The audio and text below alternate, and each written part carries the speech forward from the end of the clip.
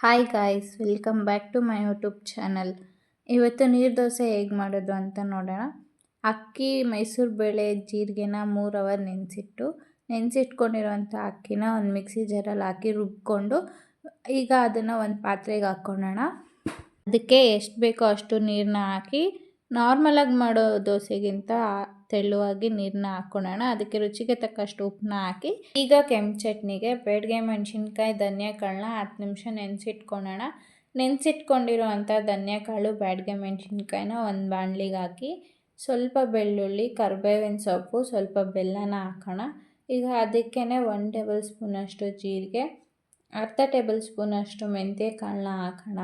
ಈಗ ಬ್ಯಾಡಗೆ ಮೆಣಸಿನ್ಕಾಯಿ ಹಸಿ ಸ್ಮೆಲ್ ಹೋಗೋವರೆಗೂ ಹುರ್ಕೊಳ್ಳೋಣ.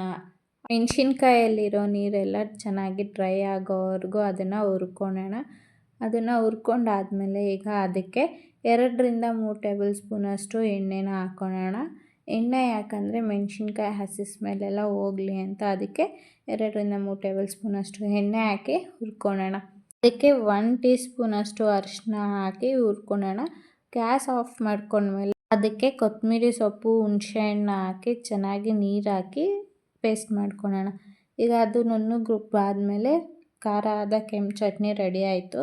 ಆಗಲೇ ರುಬ್ಬಿಟ್ಕೊಂಡಂಥ ದೋಸೆ ಹಿಟ್ಟನ್ನ ಈಗ ಒಂದು ಪುಟಾಣಿ ಬಾಣಲಿ ಇಟ್ಟು ಅದರಲ್ಲಿ ಎಣ್ಣೆ, ಈರುಳ್ಳಿನ ಉಜ್ಜಿ ಅದಕ್ಕೆ ಆಗಲೇ ನಾವು ರುಬ್ಬಿಟ್ಕೊಂಡಂಥ ದೋಸೆ ಹಿಟ್ಟನ್ನ ಹಾಕಿ ರೌಂಡಾಗಿ ತಿರುಗಿಸ್ಕೊಳ್ಳೋಣ. ಈಗ ನಾವು ತಿರುಗಿಸ್ಕೊತಾ ಇದ್ದೀವಲ್ಲ ಆ ರೀತಿ ಅದನ್ನು ತಿರುಗಿಸ್ಕೊಳ್ಳೋಣ.